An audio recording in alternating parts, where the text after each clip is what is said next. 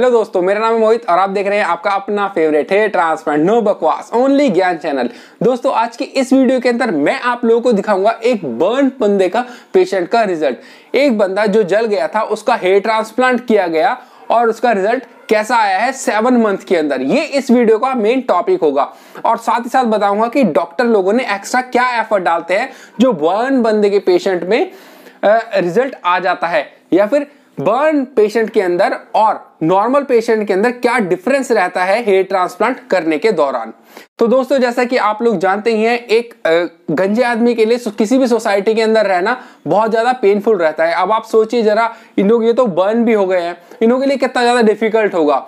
ये कभी सोच भी नहीं सकते थे कि ये अपना लुक को इंप्रूव कर पाएंगे, लेकिन धीरे धीरे इन्होंने कुछ वीडियोस मेरे चैनल पे देखी और भी डॉक्टर से मिले। डॉक्टर से मिलने के बाद इन्होंने पूछा कि आपकी क्या एक्सपर्टीज है, क्या आप लोगों ने पहले भी बर्न पेशेंट का किया है या नहीं किया। तो मैं आप लोगों को भी बता दूं कि ये जो टीम जिन्होंने इस बंदे के सर के ऊपर काम किया है, बहुत ही ज्यादा एक्सपर्ट क्वालिफाइड टीम है और ऑलरेडी बहुत सारे बर्न और नॉन बर्न पेशेंट के ऊपर वर्क किया हुआ है।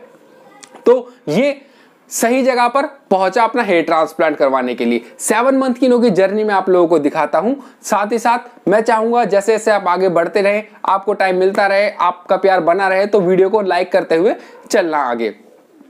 यहां पर सबसे पहले ये कुछ फोटोग्राफ्स है जो मैं आपको दिखाऊंगा साइड से, इधर से उधर से। अब आप देखिए कितना ज्यादा बर्न हो गया था इस पेशेंट को और इसी के साथ साथ इन्होंने डिसाइड किया कि हेयर ट्रांसप्लांट करवाना है इन्हें। इसी कारण से ये क्लिनिक पहुंचे। क्लिनिक में पहुंचने के बाद सब कुछ इन्हें बताया गया कि कैसे हेयर ट्रांसप्लांट होगा, क्या प्रोसेस होगा, क्या नहीं होगा, क्या क्या ब्लड टेस्ट होंगे, सारी चीजें बताई गई। फिर ये हेयर ट्रांसप्लांट वाले दिन क्लिनिक के अंदर आते हैं।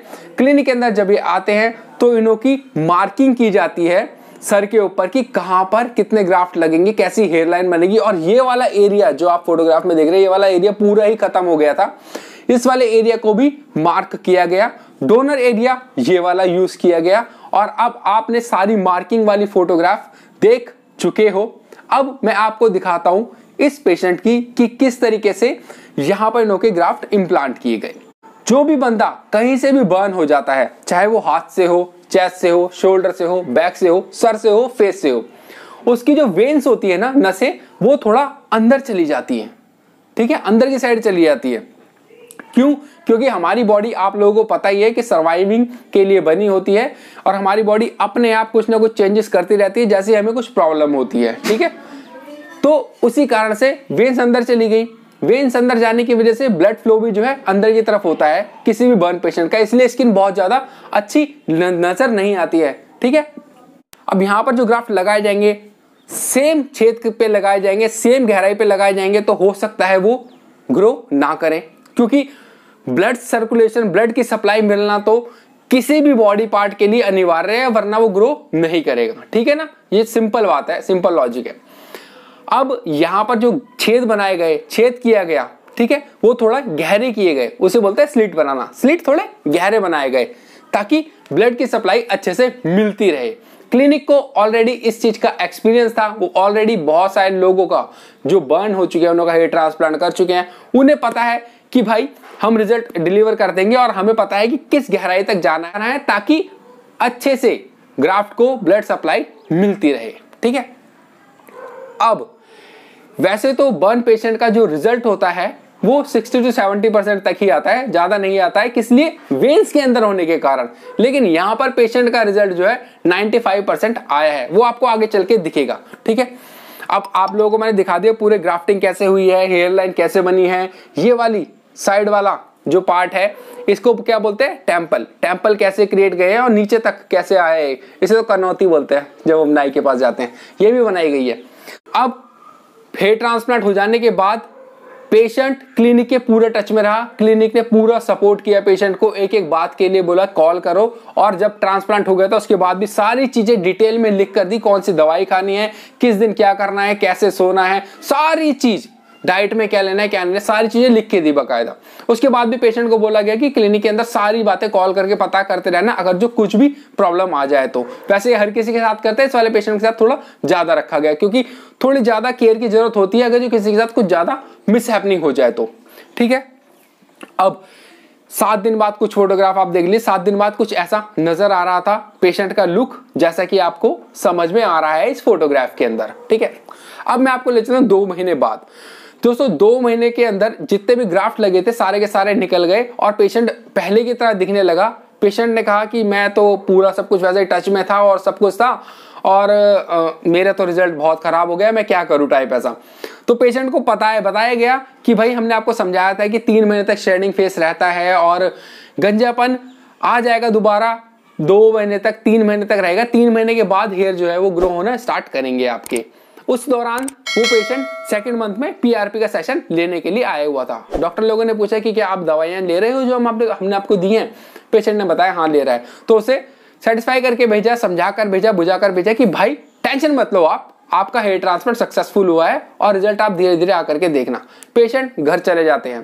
पेशेंट पे 3 महीने बाद आते हैं, फिर से यही बात कि भाई कुछ मजा नहीं आया, क्या हो रहा है, बाल कब होंगे, क्या होंगे।